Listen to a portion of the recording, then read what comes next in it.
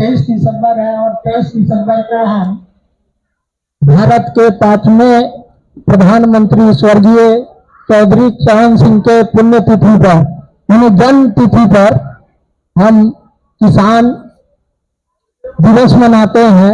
इसी में जोर दिया गया है, उसी दिन किसान को सम्मानित भी किया जाता है, प्रतियोगिता भी की जाती है, वाद विवाद का भी प्रोग्राम होता है और किसानों को कौन कौन से लाभ मिल रहे हैं सरकार की ओर से, उन सब के भी बारे में जानकारी दी जाती है। तो इसी कड़ी में हम अब आमंत्रित कर रहे हैं, आप लोग एक जोरदार ताली के साथ स्वागत करेंगे डॉक्टर सुरेंद्र चौरसिया, बड़े वैज्ञानिक एवं प्रधान कृषि विज्ञान केंद्र मधेपुरा। डॉक्टर साहब। धन्यवाद शर्मा जी। आज के इस टाइम पर उपस्थित हमारे किसान भाइयों तथा किसान बहने, आज 23 दिसंबर है, जैसा कि हम इस कार्यक्रम का आयोजन करते हैं किसान दिवस के रूप में। वो किसानों के नेता थे, आजीवन उन्होंने किसानों के लिए कार्य किया, इसीलिए उनके जन्मदिन के इस पावन पर्व पर किसान दिवस मनाया जाता है, राष्ट्रीय किसान दिवस आज के दिन। अभी मैं यहाँ आने से पहले जिले पर किसी तरह की सेमिनार का आयोजन हो रहा है, सभी हुआ था। आने वाले समय में मधेपुरा मक्का के अलावा मखाना पर भी कार्य करते नजर आएंगे। अब मखाना खेतों में होने लगा है और इनकम कम से कम 2 लाख से 2 लाख बीघा मिल सकते हैं। तो इससे बढ़िया कैश क्रॉप आपको दूसरी कोई नहीं हो सकती यदि आप इसमें निपुण होना चाहो। यदि आपकी जमीन थोड़ी निचली है, नीचे जमीन जहां धान नहीं होता है या जहां पर पानी के रुकाव होता है, ठहराव होता है, ऐसे जमीनों में यदि हम मखाना की खेती को लेकर जाएंगे तो निश्चित तौर पर हमारे इनकम में 5 गुना की वृद्धि होगी, मक्का की तुलना में और धान की तुलना में 20 गुना। एक बीघा के धान में 10,000 15,000 रुपए ज्यादा नहीं बचेगा, लेकिन मक्का खेती करते तो आपको एक बीघा में लगभग 40,000। शुद्ध नफा की बात मैं कर रहा हूं, पूरा इनकम की बात नहीं कर रहा हूं, शुद्ध नफा की बात कर रहा हूं, मुनाफे की बात कर रहा हूं। तो मखाना की खेती में से हम 2 लाख रुपए बीघा तक 8 महीने में निकाल सकते हैं। 7-8 महीना लगता है। आने वाले दिनों में हो सकता है कि मखाना जैसी प्रजाति आए, वर्ष में हम 2 बार उत्पादन ले पाए, 2 फसल ले पाए, तो हमारे इस मखाना उत्पादन को पंख लग जाएगा और हमारा मधेपुरा उसकी तरफ आकर्षित होगा। इसलिए कि मखाना का उत्पादन जो पूरे विश्व में जो डिमांड है उसकी 90% डिमांड हमारा बिहार प्रदेश पूरा करता है। जो उत्पादन होता है पूरे देश का 90% मखाना अभी बिहार से उत्पादित होकर के जा रहा है। देश में हो या विदेश में हो, ये 7-8 जिले छोड़ करके ये 7-8 जिले ये है जहां पर के मखाना की खेती होती है। नो डाउट कि अभी मखाना की खेती हमारे आपके देश में प्रचलित नहीं हो पाई है, उससे कुछ कष्टकारी क्रियाकलाप है, उसको निकालने की विधि है या उसको जो है रोकने की है या पानी में घुस करके निकालने का जो बहोरन करते हैं उस विधि में बहुत से लोग अभी पारंगत नहीं है या वो काम नहीं कर सकते हैं। एक स्पेसिफिक जाति तक ही सीमित रह गई है कि वही वो काम में एक्सपर्ट है, वही काम करते हैं। लेकिन जिस दिन वो खेत में हो जाएगा, खेत सिस्टम में आ जाएगा जहां पे 1 से 1.5 फीट पानी रहता है, तो बड़े आराम से हम पानी को निकाल करके हर एक दाना को उसमें से खेत में से बटोर सकते हैं, निकाल सकते हैं और हमारा उत्पादन भी बढ़ेगा, आय भी बढ़ेगा। मखाना की खेती का सबसे अधिक समय चल रहा है और मखाना बोर्ड का गठन भारत सरकार के द्वारा दरभंगा में किया जा रहा है, यानी कि पूरे देश में मखाना उत्पादन को बढ़ावा देकर के मार्केटिंग तक की जिम्मेदारी मखाना बोर्ड की होगी। उसके लिए अब मधेपुरा, सहरसा और पूर्णिया या जो भी जिले हैं, यदि कहीं भी मखाना का क्षेत्र विस्तार होता है तो बीज 30,000 का, क्योंकि इसके अलावा बीज और कहीं नहीं है। बीज सिस्टम में अभी हम जो करते हैं, हमारे घर का बीज लगातार प्रिपेयर हो रहा है, उस बीज की प्योरिटी कितनी है किसी को पता नहीं, उसका कोई रजिस्ट्रेशन नहीं होता, कोई सर्टिफिकेशन नहीं होता। तो वो भी अब समय आने वाला है कि हम रजिस्ट्रेशन भी कराएंगे, फाउंडेशन बीज, ब्रीडर सीड, फाउंडेशन बीज, सर्टिफाइड सीड भी बनेगा, फिर आपके खेत में जाकर के टीएल T3 लेवल का सीड बनेगा, जो टीएल का सीड होगा वो पॉटिंग में जाएगा, मखाना लावा बनाने में जाएगा, और जो आपका फाउंडेशन बीज है, जो फाउंडेशन बीज है या ब्रीडर सीड है, वो हमारे देश के किसी भी कोने से डिमांड आएगी तो उसी बोर्ड के माध्यम से उस प्रदेश को, उस किसान को सप्लाई कर दिया जाएगा, ताकि मखाना का और विस्तार हो सके। जिस दिन देश के किसानों को ये पता लग जाएगा कि हमको 1 बीघा में 2 लाख रुपए 8 महीने में प्राप्त होता है, तो निश्चित तौर पर उधर प्रेशर बढ़ेगा और किसान ज्यादातर उधर आकर्षित होंगे। तो किसान भाइयों से अनुरोध है कि अगर यदि आपके पास ऐसी जमीनें हैं जहां पर धान लगाने में आपको दिक्कत है, या धान नहीं लगा सकते हैं, या आपकी खेत खाली है कि उस खेत में कुछ अब नहीं कर पाते हैं, तो उस पे मखाना के बारे में सोचिए। आने वाले दिनों में हो सकता है कि ग्राम पंचायतें आपके खेत की मेड़बंदी कराए, तो यदि 2 फीट का मेड़ बना लेंगे और 1.5 फीट का पानी उसमें मेंटेन करेंगे तो मखाना की खेती हो सकती है। 1.5 फीट 45 सेंटीमीटर की पानी के ठहराव में मखाना की खेती हो सकती है।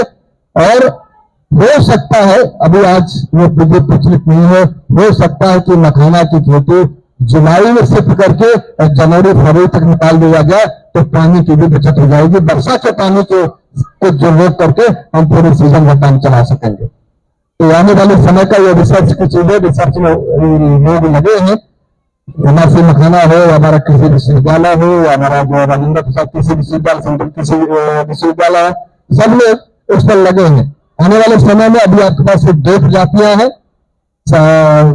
एक सवेर मखाना 1 और एक है आपका एनआरसी वाला मखाना वो दरभंगा वाला। एक और वेरायटी है, 2 वेरायटियां सिर्फ अभी प्रचलित है जो कि आपके बीच में है। हाँ, स्वर्ण वैदेही उसका नाम है। ये 2 प्रजातियां हैं सिर्फ आपके बीच में प्रचलित है। आने वाले समय में और भी प्रजातियां आएंगी, हो सकता है उनका साइज बड़ा हो जाए, या हो सकता है और भी उसमें कोई क्वालिटी का मिक्सचर किया जाए। आपको मधेपुरा का किसान सिर्फ पैकिंग करके 10, 20, 50 लाख रुपए तक का बिजनेस कर रहा है, इसी मधेपुरा का किसान। तो खेती में अपार संभावनाएं हैं, लेकिन यदि कोई उसमें जुड़ेगा, मक्का के मार्केटिंग में लोग जोड़ करके लाखों का वारा न्यारा कर ले रहे हैं, लेकिन हमारा किसान जहां का वहीं रह जा रहा है। इसलिए कि हमारे किसानों के पास रोकने की, उस अनाज को कुछ दिन इंतजार करने की क्षमता नहीं है। तो जैसे ही खेत से आएगा सोचेंगे कितना जल्दी हम बेच लें, मैं रखेंगे कहां, भीग जाएगा, चूहा खा जाएगा। तब हर खेती वाले किसान को मेरा सलाह होगा कि आप इंतजार करें रेट आने का, तब अपने अनाज को निकालें। तो जो प्रॉफिट बनिया बीज का ले लेता है स्टोरेज करके, वो प्रॉफिट आपके जिम्मेदार ये कब होगा, जब हमें रोकने की कैपेसिटी होगी। हमें तुरंत आने वाले खर्चे के लिए अलग से कोई व्यवस्था होगी। किसान ऐसे नहीं बेचता, मजबूरी बेचता, अगली फसल करनी है, फीस देना है, या घर का खर्च चलाना है, शादी विवाह है, तो तुरंत बेचना शुरू कर देता है। क्योंकि यदि वही 1-2 महीना रुक जाता है, वो किसान कम से कम 4 रुपए फी किलो अगर ज्यादा पा गया, तो शायद उसका 40-50 हजार 1 लाख रुपए का फायदा हो जाता है। अभी पिछले साल जब मैं आया था जिस साल, उसी साल के बाद मैं नभिष्का गांव में गया था, तो एक किसान को मक्का हुआ था। हमने कहा कि क्या करोगे, कहा कल बनिया बुलवाया हूँ, 1600 का रेट चला। तो हमको ऐसा, जब तुम्हारे पास शेड देख रहा हूं है रखने का, तो 2 महीना 1 महीना इंतजार कर लो ना। अरे कहे साहब खर्चा, हमको खर्चा कैसे भी चलाना और चला लो, लेकिन 2 महीना रुक जाओ। वो किसान 2 महीना के बाद उस मक्के को जो 1600 का बनिया खरीद रहा था, 2400 का खरीद लेगा। ये होती मार्केटिंग कैपेसिटी। आलू होता है तुरंत लोग सेल आउट कर देते हैं, प्याज होता है तुरंत सेल आउट करते हैं। अरे प्याज करने से पहले किसी विज्ञान केंद्र से मिल करके आप बातचीत करके उसकी खेती करना भाई। आप प्याज जाकर के अगस्त जुलाई सितंबर में बेचिए, जो यहाँ पर 8 रुपए किलो 10 रुपए किलो बेचने किसान बात हो जाता है, वो 20 रुपए 25 रुपए तक बेच लेगा, तो उसका बगैर कोई खर्चा किए आप अपने मुनाफे को 2.5 गुना तक ले जा सकते हैं। अभी हम लोगों ने कुछ किसानों को जो इस साल आलू का प्रजाति दिया है उसी में उसको कतई जो है तुरंत बेचने की जरूरत नहीं है। आप उसको जून जुलाई अगस्त सितंबर तक अपने कमरे में रखिए, जब आपको रेट मिले तब बेच दीजिए। एक आलू नहीं सड़ेगा। अभी पीछे 3 बोरी रखा हुआ उसने का अक्टूबर 29 अक्टूबर का गोदाम कोल्ड स्टोरेज से निकाल के आया हुआ, आज तक यही पड़ा हुआ है। गर्मी में धूप में एक भी आलू नहीं सड़ा। हमें ऐसी क्वालिटी का खेती करना होगा, ऐसी चीजों को ढूंढना होगा जो हमें लॉन्ग टर्म में फायदा दे सके, हमारी आर्थिक स्थिति को सुदृढ़ कर सके। तब हम सफल किसान होंगे, तब हम जो कहेंगे कि नहीं हमने खेती करना सीख लिया है। आप कोई भी खेती करना चाहते हैं, शुरू करना चाहते हैं, एक बार हमारे साथ बैठ करके, हमारे वैज्ञानिकों के साथ बैठ करके एक बार चर्चा तो कर लें। सब ये चीज करना चाहते हैं, कहां से शुरू करें। बहुत से किसान आते हैं कि साहब केला लगाए हैं, घाड़ी में 2 पंजा आ रहा है, 4 पंजा आ रहा है। तो मैं पूछता हूं भाई लगाए कब थे? तो कहते साहब दिसंबर में जब उद्यान विभाग देगा तभी ना। भाई आपको केला खेती करना 10 रुपए 15 रुपए के पौधा के लिए उद्यान विभाग का मुंह देखेंगे, तो जहां हमको 8 पंजे का धारी निकालना था 2 पंजे पे आ गया, 3 पंजे पर आ गया, तो 5 पंजा तो गया। तो हमको इस पर सोचना है कि हम कब खेती में इन्वेस्ट करें, हमको मैक्सिमम फायदा हो। अगर वही केला हमारा मई जून में लग जाएगा, हमारा 10 धारी 12 धारी से कम नहीं आएगा, 15 से कम नहीं आएगा। क्योंकि अगर वही केला हम जाकर अक्टूबर नवंबर दिसंबर में लगाएंगे तो शायद 2 धारी निकलना मुश्किल हो जाता है।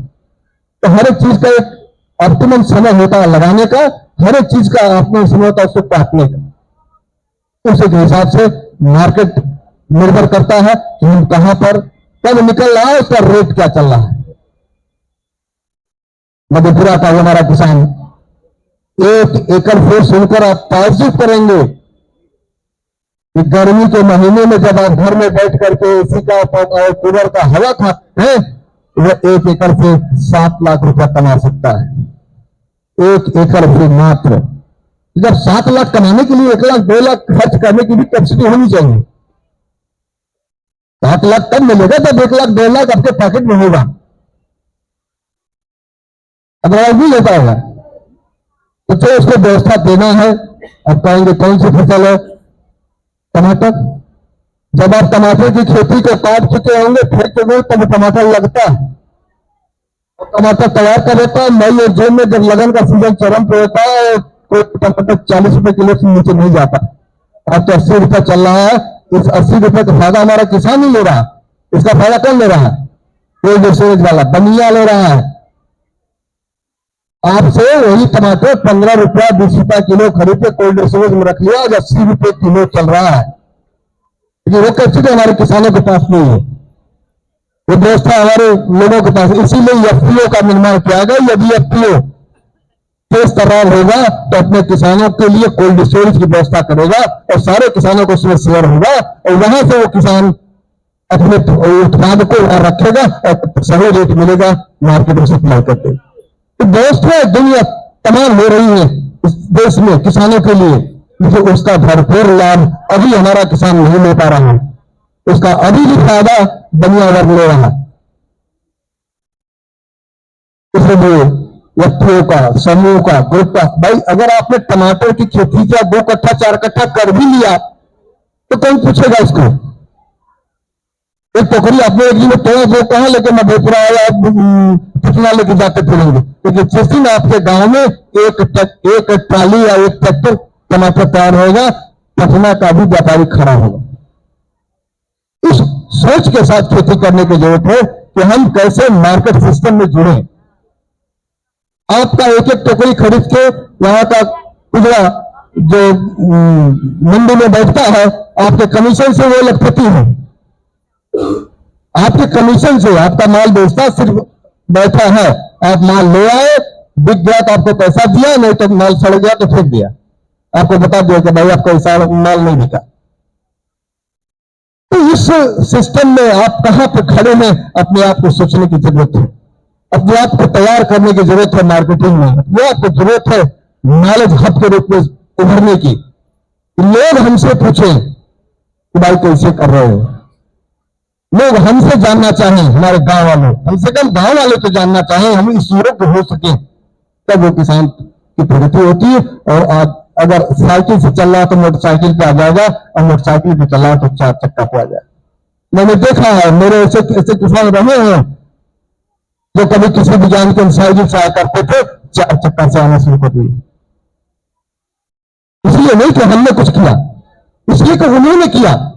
सिर्फ मेरा मार्गदर्शन था, मेरा सहयोग था, मेरे से जुड़ा था, मेरे से उपाय बुद्धि सब लेता गया, करता गया। हम किसी का कुछ नहीं करते, हम किसी के लिए हल नहीं जोतते, किसी के लिए मेड़ नहीं डालते, किसी के लिए पानी नहीं चलाते, करता किसान है, लेकिन श्रेय जाता है किसान किसी विज्ञान केंद्र के माध्यम से कर रहे हैं, किसी विज्ञान केंद्र के मार्गदर्शन में कर रहे हैं, हम किसी वैज्ञानिक की देखरेख में कार्य करते हैं। तो निश्चित तौर पे ज्ञान कभी जाया नहीं जाता, बेकार नहीं जाता। ज्ञान लेने की चीज है, उम्र मरने के एक दिन पहले तक लोग ज्ञान का अर्जन करते हैं, और वही ज्ञान हमको ऊपर नहीं खिंचाता है, जहां पर क्या होता है वहां जाने तो लगाते।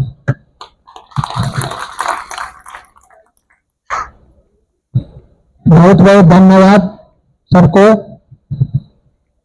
किसान भाइयों, ये आज 23 दिसंबर जो किसान दिवस है, हम इसको किसान सम्मान दिवस के रूप में मना रहे हैं। आजादी के बाद जब पहली हरित क्रांति हुई, तो पहले हरित क्रांति के पहले जैसे ही आजादी मिली थी हमें, हमारे देश में खाद्यान्न की कमी थी, हमें दूसरे देशों पर आश्रित होना पड़ता था। लेकिन ये किसानों का मेहनत है, वैज्ञानिकों की मेहनत है कि किसान और वैज्ञानिक के समन्वय से हमारा उत्पादन इतना बढ़ा कि आज हम खाद्यान्न में आत्मनिर्भर हैं। लेकिन वो और वक्त था जबकि हमको खाद्यान्न बढ़ाने की जरूरत थी, हमें भोजन की जरूरत थी कि कोई भूखे नहीं मरे।